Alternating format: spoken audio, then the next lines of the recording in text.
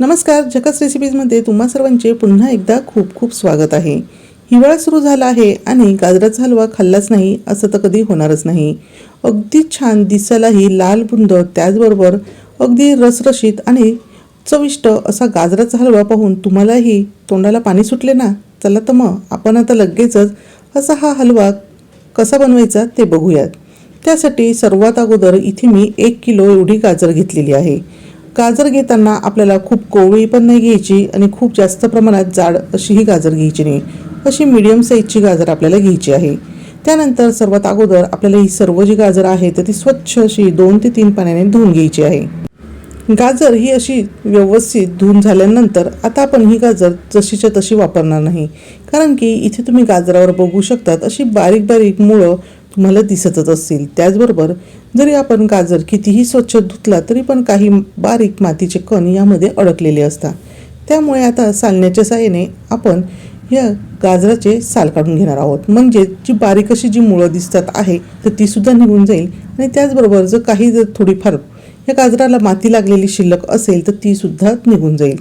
तर या पद्धतीने आपण जर गाजर सालून घेतले तर ते दिसायला अजूनच छान असे लालबुंदही दिसणार आहे आणि ते अगदी व्यवस्थित स्वच्छ सुद्धा होणार आहे. आता याच पद्धतीने मी बाकीची जी सर्व गाजर आहे तर ती व्यवस्थित अशी सालून घेणार आहे. गाजर घेताना जसं की मी तुम्हाला अगोदर सांगितलं की खूप जास्त जर आपण कोवळी गाजर घेतली तर अशा वेळेस ती गाजर व्यवस्थित किसली जात नाही आणि खूप जास्त अशी जाड आपण गाजर घेतली तर अशा वेळेस ही गाजर जास्त गोड राहत नाही. त्यामुळे आपल्याला अशी मीडियम साईजचीच गाजर घ्यायची आहे. आता गाजर किसताना सुद्धा बारीक किसणीने न किसता जाड किसणीने ती किसून घ्यायची आहे. जर बारीक किसणीने आपण ही गाजर किसली तर शिजल्यानंतर अगदी ह्या गाजराचा गाढा होऊ शकतो. त्यामुळे सुरुवातीला गाजर किसतानाच आपल्याला जाड किसणीचा वापर करायचा आहे. आता किसणीवर गाजर धरताना सुद्धा आपल्याला हे गाजर असे हे तिरपे धरायचे आहे, म्हणजे या गाजराचा जो किस तयार होणार आहे तर तो छान असा लांबसडक तयार होईल. आणि हो, महत्त्वाचे म्हणजे जर गाजरामध्ये जो मधला भाग आहे तर तो खूप जास्त प्रमाणात पांढऱ्या रंगाचा असेल तर अशा वेळेस तो तुम्हाला काढून घ्यायचा आहे. ज्यावेळेस आपण तिरपं गाजर किसतो त्यावेळेस हा पांढरा भाग बाहेर येतो, मग अशा वेळेस तो कट करून पुन्हा गाजर किसायला सुरुवात करायची आहे. आता इथे जे मी गाजर घेतलेला आहे तर त्यातला जो पांढरा भाग आहे तर तो अगदी लाईट कलरचा आहे, म्हणजेच तो पूर्ण पांढरा शुभ्र नाही. त्यामुळे तो मी ह्या गाजराच्या किसामध्ये किसून घेणार आहे, कारण की जर असा हा पांढरा भाग आपण काढला नाही तर अशा वेळेस गाजराचा जो गोडवा आहे तर तो कमी होतो.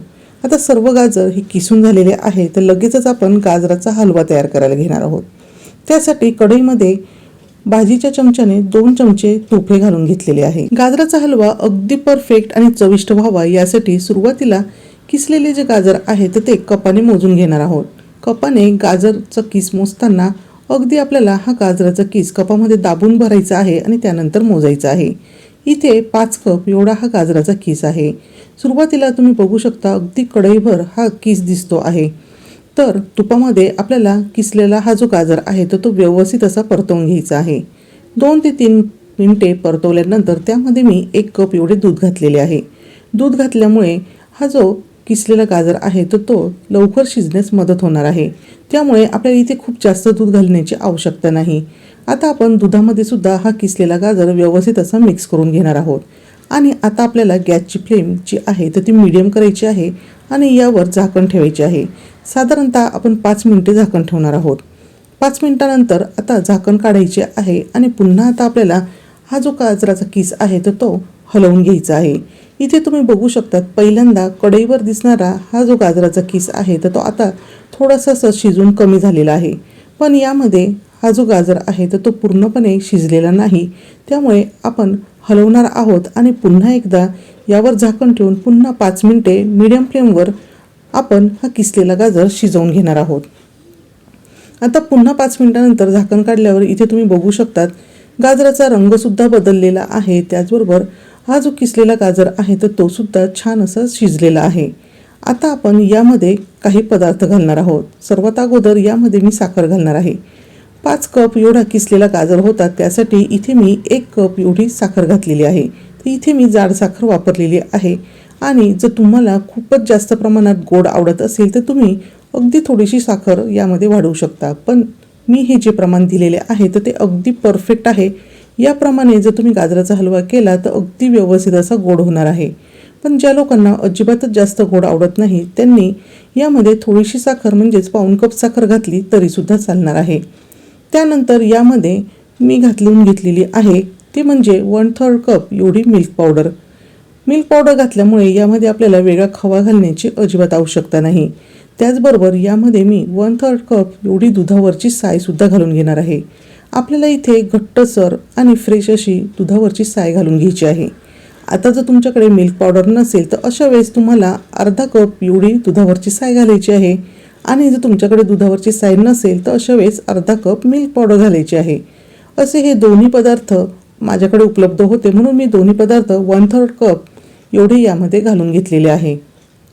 साखर घातल्यामुळे आता पुन्हा हे मिश्रण छान असे सैलसर झालेले आहे. त्यामुळे आता आपल्याला हे मिश्रण व्यवस्थित आटवून सुद्धा घ्यायचे आहे. म्हणून गॅसची फ्लेम मीडियम टू हाय ठेवायची आहे आणि यावर झाकण ठेवायचे आहे. अगदी 4 ते 5 मिनिटं झाकण ठेवलेले आहे आणि पुन्हा आता हे मिश्रण व्यवस्थित हलवून घ्यायचे आहे. यामध्ये आपण मिल्क पावडरचा त्याचबरोबर घट्टसर अशा दुधावरच्या साईचा वापर केलेला आहे.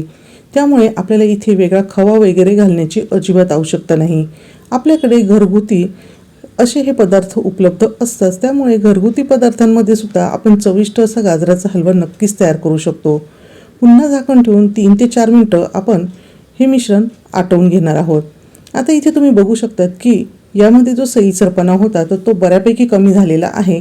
यामध्ये साखर घातल्यामुळे याला बऱ्याच प्रमाणात पाणी सुटलेले होते. आता आपण प्रमाणापेक्षा जर जास्त यामध्ये साखर घातली तर अशा वेळेस हा गाजराचा हलवा चिकट होऊ शकतो. आणि आता इथे तुम्ही बघू शकतात याचा रंगही छान आलेला आहे आणि यातले पाणीसुद्धा आटलेले आहे. यामध्येच मी 1 चमचा वेलची पूड घातलेली आहे. वेलची पूड तयार करताना इथे मी साखरेचा वापर न करता फक्त वेलचीच घेऊन त्याची पावडर तयार केलेली आहे.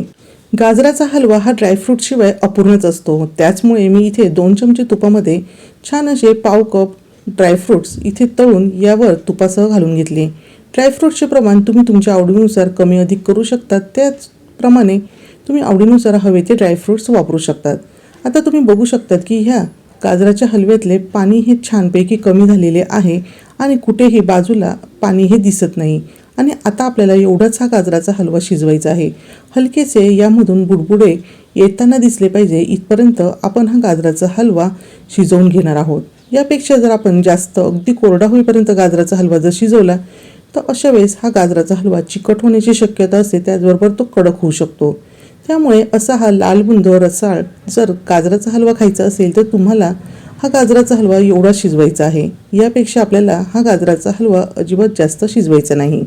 त्याचबरोबर महत्त्वाची टीप म्हणजे गाजराचा हलवा तयार होत आल्यावर सर्वात शेवट आपल्याला यामध्ये वेलची पावडर घालायची आहे. म्हणजे त्याचा स्वाद जास्त वेळपर्यंत टिकून राहतो.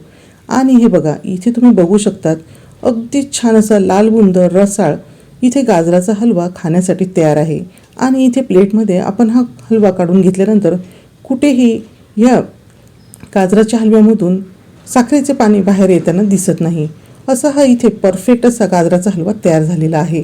तर तुम्हीसुद्धा घरच्या अशा मोजक्या साहित्यांमध्ये गाजराचा हलवा नक्कीच तयार करून बघा आणि तो तुम्हाला कसा वाटला हे मला कमेंट करून सांगायला अजिबात विसरू नका. व्हिडिओ जर आवडला असेल तर व्हिडिओला लाईक करा, शेअर करा आणि चॅनलवर नवीन असाल तर चॅनलला सबस्क्राईब करा. पुन्हा भेटूया असेच एका छानशा आणि झकास रेसिपीसोबत.